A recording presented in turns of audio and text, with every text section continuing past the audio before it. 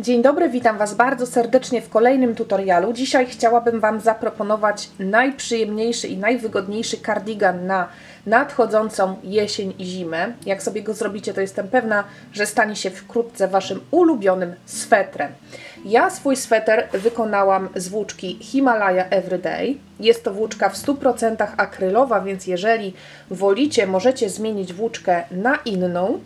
Taką, która będzie odpowiednia na szydełko 5 mm, ponieważ właśnie szydełka 5 mm będziemy używać. W opisie filmu zostawiam Wam informacje na temat próbki, żeby było Wam łatwo przeliczyć sobie próbkę ze swojej włóczki na tę włóczkę, którą wykorzystałam ja.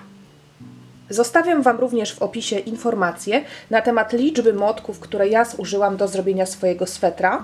Mój kardigan jest w rozmiarze M. Pozostałe rozmiary również zostawiam Wam informacje w opisie, gdzie można znaleźć wzór rozpisany w PDF-ie, który informuje dokładnie, jak sobie przeliczyć rozmiar, ile oczek nabrać poszczególnych fragmentów tego swetra, żeby zrobić rozmiar większy lub mniejszy. Kardigan wykonujemy we fragmentach. Potrzebujemy zrobić poszczególne części, a następnie zszyć razem. Polecam Wam rozpocząć od dużego prostokątu na plecy. Będzie Wam najłatwiej zaplanować sobie rozmiar. Następnie robimy dwa prostokąty, które będą tutaj z przodu. A następnie robimy również dwa rękawy. Moje rysunki są dosyć słabe, ale robimy dwa rękawy, które będą się zwężać tutaj, więc łącznie musimy zrobić 5 części. Jeżeli chodzi o 3 części główne, czyli plecy i dwa prostokąty naprzód, będziemy szydełkować metodą takiego babcinego kwadratu, ale trochę bardziej metodą bardziej ściśliwą. Zobaczcie, że tutaj te dziurki, które są pomiędzy, są niewielkie. Za chwilę Wam pokażę, w jaki sposób to zrobić. Jeżeli chodzi o rozmiar M, to ja na sam początek w dużym prostokącie nabieram dokładnie 79 oczek. 79 oczek łańcuszka początkowego na część pleców. Natomiast te dwa prostokąty, które są z przodu, mam nabrane 37 oczek łańcuszka początkowego. Tak jak wspomniałam, we wzorze rozpisanym jest również informacja, jak to sobie przeliczyć. Jeżeli nie chcecie tego robić same, oczywiście, bo to się da zrobić jak najbardziej samemu, jak przeliczyć sobie na większe rozmiary. Czyli 79 oczek na duży fragment, 37 oczek na mniejszy fragment. Natomiast jeżeli chcecie to dopasować do siebie, pamiętajcie, że zarówno w tej części pleców, jak i w tej części prostokąta węższego musimy nabrać liczbę oczek, która jest koniecznie podzielna przez 3 plus 1. Czyli u mnie te mniejsze fragmenty to jest 36 podzielne przez 3. Plus 1, czyli 37. Natomiast w dużym fragmencie to jest 79 oczek, czyli 78, które jest podzielne przez 3 plus 1. A teraz już zabieramy się do pracy. Ja nie będę pokazywała takiego wielkiego fragmentu, tylko zrobię mniejszy prostokąt, właśnie który nabiorę oczka, które będą w liczbie podzielnej przez 3 plus 1 i pokażę Wam, jak te dwa prostokąty wykonujemy. Zaczynamy. Ja nabiorę 21 oczek plus jedno dodatkowe. Składam włóczkę na krzyż, tak żeby długa końcówka idąca do kłębka była na górze. Pobieram włóczkę, przeciągam i mam pętelkę początkową. I teraz nabieram 21 oczek łańcuszka plus jedno dodatkowe. -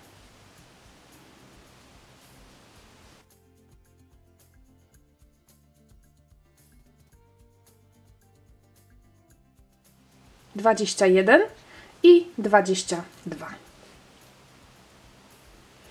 I teraz jedno, tu sobie łapiemy to ostatnie oczko, łapiemy sobie palcem, żeby nam się nie pomyliło, gdzie ono jest, oczko łańcuszka do góry i wbijamy się teraz w to oczko, ostatnie z tego naszego oczka, z tego naszego łańcuszka początkowego i robimy w nim półsłupek.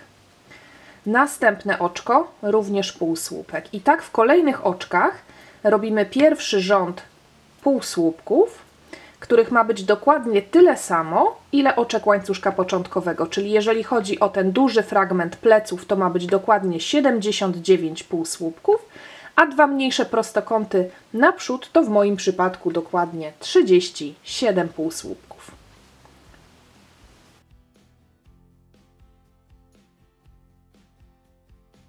Łańcuszek początkowy obrobiony, przechodzimy do pierwszego rzędu. 2 oczka łańcuszka na początek. Dobra rada, to drugie oczko łańcuszka niech będzie dosyć luźne. Przeciągnijmy troszeczkę, pociągnijmy szydełko do góry, żeby to oczko się rozluźniło. W kolejnym rzędzie będzie nam dzięki temu dużo łatwiej. Więc to oczko dosyć luźne, drugie oczko łańcuszka. Obracamy robótkę i teraz w tym samym oczku, tutaj, z którego wychodzi łańcuszek, jedno oczko łańcuszka, drugie oczko łańcuszka, w tym oczku robimy słupek. Pierwszy słupek tego rzędu. Następnie bez żadnego oczka łańcuszka pomiędzy, dlatego właśnie ten ścieg będzie dosyć zwarty, nie będzie takich wyraźnych przestrzeni, jak zazwyczaj to jest w ściegu babcinym.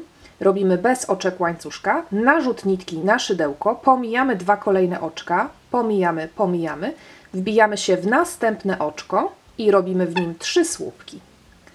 Raz, 2 i 3. I znowu bez oczek łańcuszka pomiędzy, narzut nitki na szydełko, pomijamy 2 kolejne oczka i w następnym 3 słupki.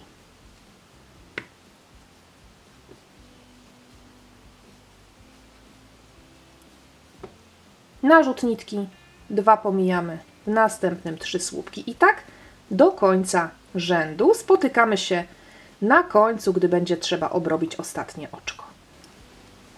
Zbliżam się powoli do końca rzędu. 2 pomijam, w następnym 3 słupki.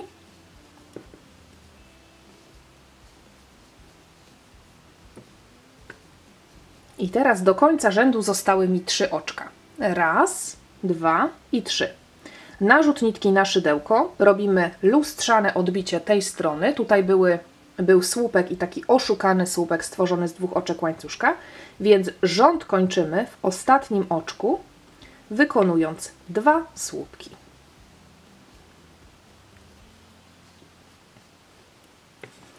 Drugi rządek gotowy.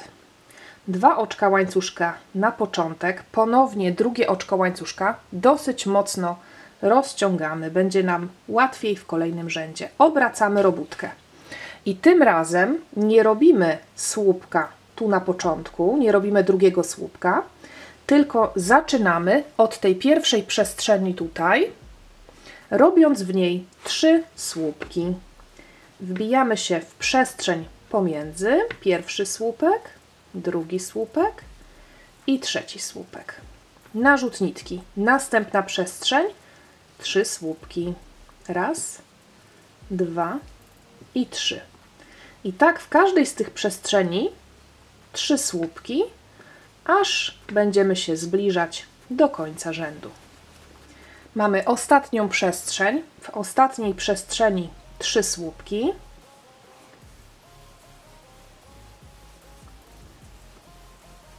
I zamykamy okrążenie, zamykamy ten rząd, podobnie jak w poprzednim rzędzie, robiąc odbicie lustrzane tego początku tutaj. Tutaj mamy taki oszukany słupek pierwszy, stworzony z 2 oczek łańcuszka, więc zakończymy ten rząd, również robiąc 1 słupek na końcu. I gdzie go robimy? Tu jest właśnie ważne to, co powiedziałam na początku, w poprzednim rzędzie, że drugie oczko tego łańcuszka początkowego warto zrobić luźne, ponieważ to właśnie tutaj, w to drugie oczko łańcuszka, musimy się wbić, robiąc ostatni słupek. Zobaczcie, tu jest pierwsze z tych 2 oczek, a tutaj jest drugie. Dobrze by było, gdyby ono nie było zbyt ciasne, żeby nam luźniusieńko szydełko weszło w to oczko. Wbijamy się w środek tego drugiego oczka łańcuszka, tak żeby tutaj mieć 2 nitki. I robimy ostatni słupek tego rzędu. I tak naprawdę te prostokąty główne naszego swetra wykonujemy powtarzając rząd drugi i trzeci. Czyli teraz robimy rządek drugi. Ponownie zaczynamy od 2 oczek łańcuszka, z których to drugie niech będzie luźne. Obracamy robótkę, narzut nitki, wracamy do tego samego oczka, czyli to samo co tutaj, wracamy do tego samego oczka, robiąc drugi słupek i następnie pracujemy w kolejnych przestrzeniach. 2 oczka łańcuszka i tutaj zaczynamy w tej dalekiej tutaj części, oddalonej przestrzeni i robimy w niej 3 słupki. I tak 3 słupki w każdej kolejnej przestrzeni, aż dojdziemy do końca rzędu i wtedy jeszcze raz pokażę, jak przejść do następnego rzędu, a później już będziemy szydełkować samodzielnie. I kończymy robiąc 2 słupki, żeby było to odbicie lustrzane początku rzędu. 2 słupki ponownie w drugim oczku łańcuszka. Zobaczcie, w poprzednim rzędzie tutaj były jako pierwszy słupek te 2 oczka łańcuszka. Ja zrobiłam to drugie oczko bardzo luźno, że tutaj w środku widać nawet dziurkę, więc będzie mi łatwo się w to drugie oczko łańcuszka wbić. I robię w tym oczku 2 słupki.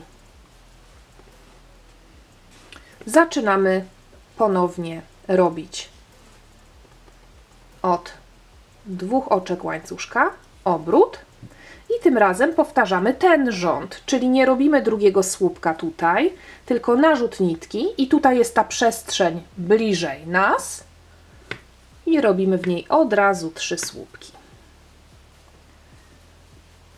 Następna przestrzeń 3 słupki. I tak na zmianę rząd, którym rozpoczynamy od 2 oczek łańcuszka i trójki słupków tutaj blisko w przestrzeni, na zmianę z rzędem, w którym zaczynamy od 2 słupków, powiedzmy, bo ten pierwszy to jest oszukany słupek stworzony z 2 oczek łańcuszka, drugi słupek w tym samym oczku i przeskakujemy do przestrzeni, która jest troszeczkę dalej. I w ten sposób robimy właśnie nasze prostokąty, takie długie i takie szerokie przede wszystkim, żeby po prostu było nam wygodnie. I zobaczcie, dokładnie na tej samej zasadzie jak pokazana przeze mnie próbka, tylko że dłuższy łańcuszek początkowy i mamy wielki prostokąt na plecy i mniejszy, zaczęty dokładnie w ten sam sposób prostokąt na przód i drugi prostokąt na drugą stronę. I teraz tak, powiedziałam, że u mnie w tym rozmiarze M plecki to było 79 oczek łańcuszka początkowego, co stanowi 57 cm gotowego prostokątu. Natomiast tutaj mamy 37 oczek łańcuszka początkowego, co daje nam w efekcie 25,5 cm prostokąt. Jeżeli chodzi o długość tego prostokątu, to najlepiej, jeżeli robicie sweter dla siebie, przymierzać i zdecydować, czy chcecie mieć sweter taki do pasa, do talii, czy chcecie mieć do bioder, czy chcecie mieć taki długi jak u mnie. Ile ja zrobiłam rzędów, to za chwilę Wam na grafice napiszę, muszę je dokładnie policzyć i napiszę tam również, jakiej długości są te moje prostokąty. A teraz przechodzimy do rękawów.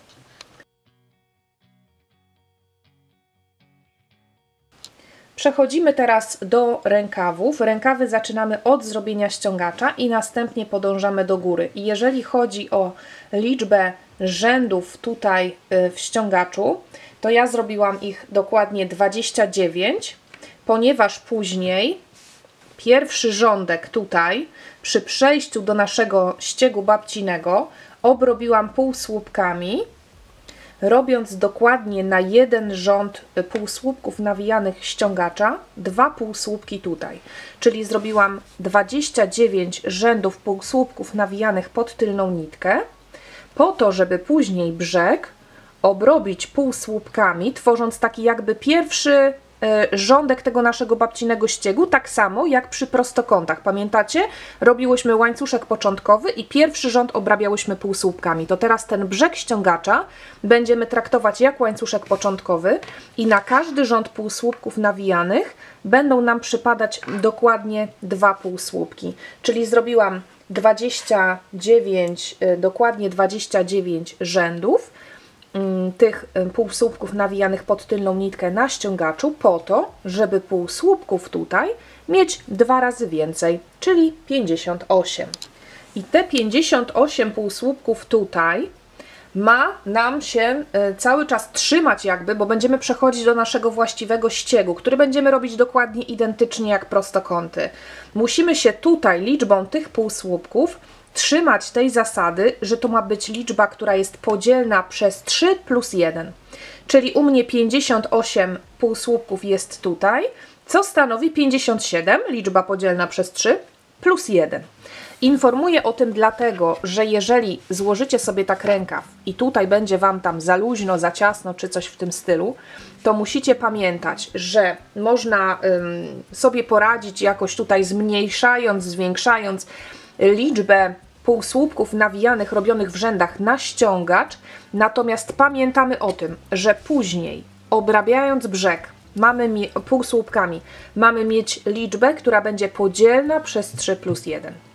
A to jak to zrobicie, czy na przykład w kilku rzędach zrobicie po 3 te półsłupki, żeby było powiedzmy szerzej, czy po jednym, żeby było bardziej wąsko, no to już sobie zdecydujecie. Mam nadzieję, że to jest zrozumiałe. Jeżeli natomiast za chwilę będziemy robić, tylko wytłumaczę do końca, jeżeli chodzi o długość tego rękawa, to najlepiej jest zacząć rękaw dziergać po zrobieniu już pleców. Wtedy sobie centymetrem mierzymy plecy. U mnie to jest, tak jak wspomniałam przed chwilą, 57 cm. I ja to zrobiłam w ten sposób, że złapałam sobie po prostu centymetr tutaj przy jednym nadgarstku, wyprostowałam ręce i do drugiego nadgarstka dociągnęłam centymetrem, żeby zobaczyć, jakiej długości cały ten sweter chciałabym mieć. I odjęłam te 57 cm, od tej mojej długości odjęłam 57 cm na plecy, podzieliłam na 2, dzięki czemu wiem, jakiej długości mam mieć rękaw i myślę, że to jest taka najprostsza metoda. Druga metoda to jest taka, że po prostu sobie mierzymy plecki tego naszego prostokątu, no i porównujemy z jakimś takim swetrem czy kardiganem, który mamy w domu i który jest nam wygodny i odpowiedniej długości ma rękawy, żeby po prostu później nie trzeba było ewentualnie pruć i zabierać rzędów albo pruć i rzędów dorabiać. To lepiej to sobie wszystko dokładnie zaplanować, zapisać na początku, żeby później jak najszybciej móc się cieszyć swoim swetrem. Robię tym razem nie próbkę, tylko robię cały rękaw, ponieważ na razie mam gotowy tylko jeden, więc tutaj razem z Wami zrobię drugi rękaw i tak jak wspomniałam, będę robić 29 rzędów, natomiast jeżeli chodzi o szerokość tego ściągacza, dopasowujemy do siebie i do swojego gustu. Robię pętelkę początkową, ja nie robię bardzo szerokiego tego ściągacza, zaczynam od 10 oczek łańcuszka.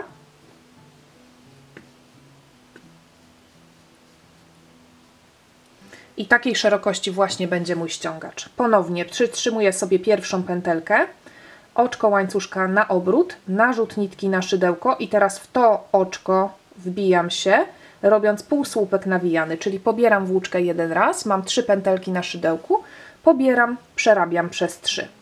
Narzut nitki na szydełko, następne oczko, wbijam się, pobieram włóczkę, 3 pętelki na szydełku, pobieram, przerabiam przez 3 i w ten sposób wykonuję półsłupki nawijane do końca rzędu. Ma ich być dokładnie 10, dokładnie tyle, ile oczek łańcuszka początkowego.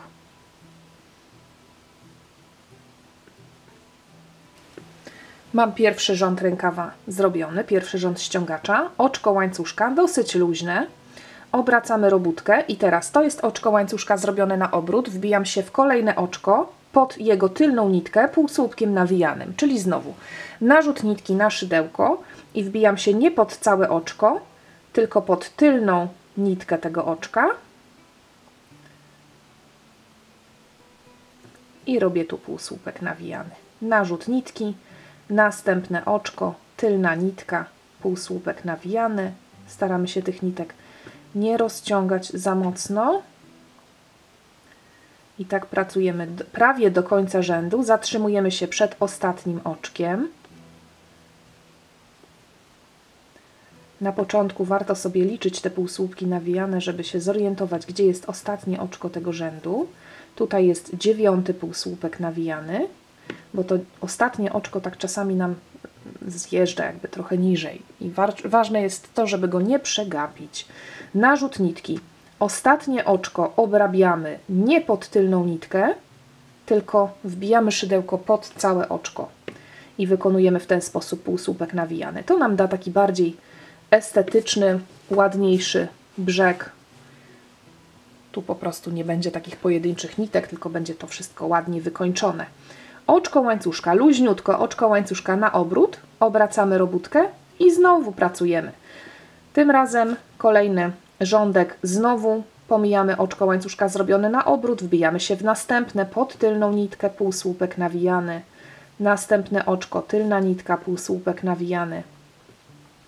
I tak znowu do końca rzędu, z tym, że w ostatnim oczku robimy ten półsłupek nawijany nie pod tylną nitkę, tylko pod całe oczko. I to jest już mój trzeci rząd tych półsłupków. Tak jak wspomniałam wcześniej, robię ich dokładnie 29. Tutaj jest ostatnie oczko i zobaczcie, wyraźnie widać, że ono nam tak spada troszeczkę niżej. Uważamy, żeby nie przegapić. Warto sobie liczyć po prostu te półsłupki. Będziemy wiedzieć, że teraz jest 9 dopiero i tutaj pod całe oczko, pod całą tą literkę V, pod dwie nitki, drugi półsłupek nawijany. Pierwszy rząd, drugi rząd, trzeci rząd, oczko łańcuszka, obrót i następne rzędy znowu półsłupków nawijanych pod tylną nitkę, w ostatnim oczku pod całe oczko. I po zrobieniu 29 rzędów, czy też jeżeli chcecie inaczej, przymierzycie do siebie to mniej lub więcej, spotykamy się, pokażę Wam co dalej. Mój mankiet jest już gotowy. Pokażę teraz, w jaki sposób policzyć sobie rzędy. Każde takie żeberko po jednej stronie ma jeden rząd, po drugiej stronie ma drugi rząd.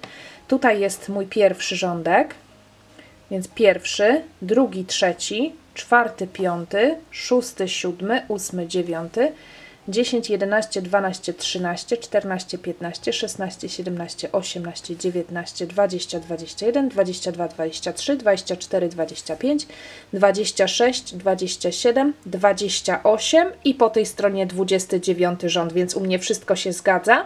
Mam dokładnie tak samo jak przy drugim rękawku. I tak jak wspomniałam wcześniej, teraz ten brzeg obrabiamy półsłupkami. I na każdy z tych rządków przypadają dwa półsłupki, zatem ja będę miała w tym takim, powiedzmy, początkowym rzędzie właściwego ściegu rękawa, tak jak przy łańcuszku początkowym części prostokątnych, będę miała dokładnie 58 półsłupków. Zatem zaczynamy. Tutaj po tej stronie tego takiego, powiedzmy, żeberka mamy pierwszy rząd. Ja robię sobie oczko łańcuszka początkowe, żeby było mi wygodniej. I tutaj pierwszy półsłupek i drugi półsłupek. Następny rządek mamy po tej stronie żeberka. Ja sobie dla wygody robię te dwa półsłupki tutaj w tej dziurce takiej brzegowej, która jest dokładnie, zobaczcie, tutaj jest taki jakby warkoczyk. I tutaj jest taka brzegowa nitka i ja sobie w niej robię dwa półsłupki. Nie ma takiego ogromnego znaczenia miejsce wbicia. Ważne jest to, żeby właśnie na każdy rząd przypadały dwa półsłupki. Czyli ten rząd mamy już załatwiony. Następny rządek tutaj po prawej stronie żeberka. Dwa półsłupki. I tutaj można albo na szczycie, albo gdzieś dalej. Dwa kolejne półsłupki. I tak obrabiamy półsłupkami ten brzeg, tak żeby właśnie było w moim przypadku 58 oczek. Jeżeli Wam wychodzi inaczej, jeżeli po zamknięciu tego mankietu w ten sposób stwierdzicie, że to jest jednak dla Was za luźno, możecie zrobić mniej rzędów. Natomiast później pamiętamy, że tutaj dajemy tyle półsłupków, tak je rozkładamy symetrycznie w miarę, żeby ta liczba, która tutaj będzie była podzielna przez 3 plus dodatkowe jedno oczko. Skończyłam już mój rząd półsłupków. Jak widzicie, to się zaczyna skręcać, tak ma być, nic tutaj nie mamy żadnego błędu. I zabieramy się z powrotem za nasz babciny ścieg. Robimy to już znaną nam metodą, czyli zaczynamy od dwóch oczek łańcuszka, drugie oczko łańcuszka dosyć luźne, obracamy robótkę w tym samym oczku, z którego wyszłyśmy, robimy słupek.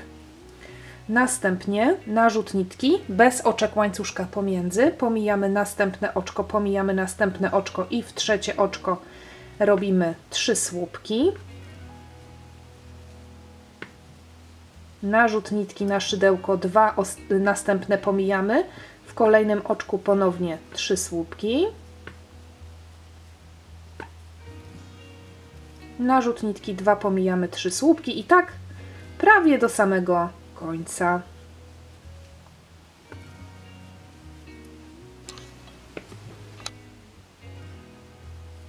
Zbliżam się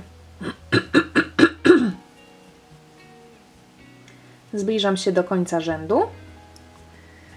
Ostatnie 3 oczka mi zostały, czyli wszystko się zgadza i w ostatnim oczku robię 2 słupki. Pierwszy i drugi. 2 oczka łańcuszka do góry, drugie oczko łańcuszka dosyć luźne. I przechodzimy teraz do drugiego rzędu tego naszego ściegu babcinego. Tym razem zaczęłyśmy od oszukanego słupka z 2 oczek łańcuszka, narzut nitki i mamy bliziutko szydełka tą przerwę, czyli tutaj już od razu robimy 3 słupki. Wracamy do dokładnie tego samego schematu postępowania jak przy tych dużych częściach.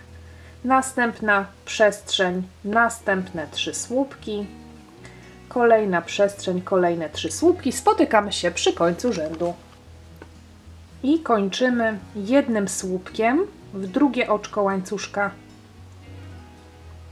z poprzedniego rzędu. O, teraz miałam trochę ciaśniejszy ten łańcuszek, dlatego było mi ciężej się wbić. Także pamiętamy, żeby zrobić tak jak teraz. Oczko łańcuszka pierwsze i drugie luźniusieńko oczko łańcuszka. No i na zmianę mamy teraz kolejny, drugi z tych naszych rzędów. Tym razem tu zaczynałyśmy od jednego tego oszukanego słupka. Jeden słupek jest na końcu rzędu, a teraz robimy w tym samym oczku drugi. Tak to będzie wyglądało. Raz będą 2 słupki na początku, raz jeden, raz 2 i teraz po zrobieniu tych 2 słupków, pierwszy jest oszukany, stworzony z 2 oczek łańcuszka, bez oczek łańcuszka pomiędzy, w następną przestrzeń dalej się wbijamy, robiąc 3 słupki. Czyli dokładnie to samo, tutaj nie ma żadnej nowości, robimy dokładnie to samo co poprzednio.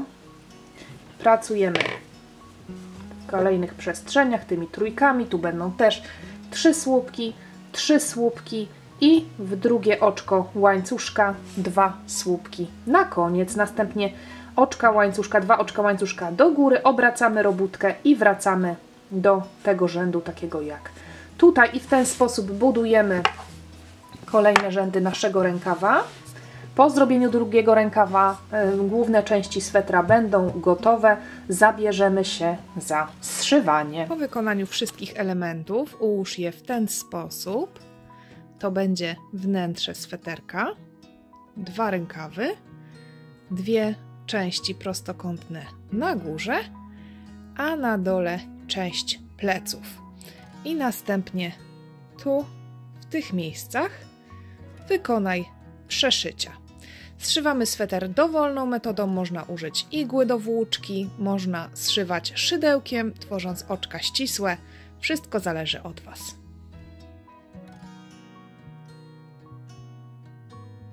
Elementy główne mam już poszywane, oczywiście tutaj pozostają do pochowania końcówki. I teraz składamy cały sweter na pół, pozostanie nam już tylko zszyć boki, no i doszyć oczywiście plisę i ściągacz na dole. Ja sobie zrobiłam dodatkowo ściągacz, którym obrabiam, taką plisę robię, brzeg mojego swetra na dole i z przodu tutaj, gdzie będzie otwarcie. Można zrobić tę plisę tak, żeby zrobić dziurki na guziki, natomiast ja robię taki luźny kardigan zakładany bez dziurek na guziki i pokażę już w tym miejscu, jak zrobić taką plisę. Robimy bardzo, bardzo długi pasek, dokładnie tą samą metodą, jak tutaj ściągacz przy rękawie. Robimy dokładnie taki sam ściągacz. Ja zrobiłam nawet tej samej szerokości. Też 10 oczek łańcuszka, też półsłupki nawijane pod tylną nitkę. Również w ostatnim oczku zamiast robić półsłupek nawijany pod tylną nitkę, robię pod 2 nitki, więc wszystko absolutnie identycznie. Ten pasek, który ja chcę zrobić z przodu, musi być bardzo długi, bo musi być długości pierwszego prostokątu, tego z przodu i naokoło jeszcze drugiego, więc dosyć długi musi być. Jak już skończę ten paseczek, to robię jeszcze drugi paseczek na dół swetra, od brzegu przez plecy do drugiego brzegu, ale to wszystko pokażę za chwilkę. Na razie pracuję nad drugim rękawem i nad tym ściągaczem, żeby był wystarczająco długi. Na początek przygotowałam ściągacz na dół i jeszcze nie obcięłam włóczki, tylko przygotowałam sobie w ten sposób, rozłożyłam go tutaj. Tutaj widzę, że jeszcze jest za krótko. Nie będę też po dorobieniu tego kawałka obcinała włóczki. Zostawię to do samego końca w ten sposób, żeby było mi łatwiej zdecydować, czy jest odpowiednia długość ściągacza, czy nie. Tak wygląda przód, już też przygotowany do zrobienia szerokiego ściągacza, szerokiej plisy. Tutaj będzie doszywana. Natomiast na razie będę doszywała dół, a żeby było mi wygodniej, no to pierwsza rzecz, którą zrobię, to zszyję te boki. Tu. Żebym tutaj już miała dół pięknie zszyty i przygotowany. No i tak naprawdę myślę, że z tym zszywaniem każdy z Was sobie poradzi. To będzie sweter naprawdę taki bardzo, bardzo, bardzo duży.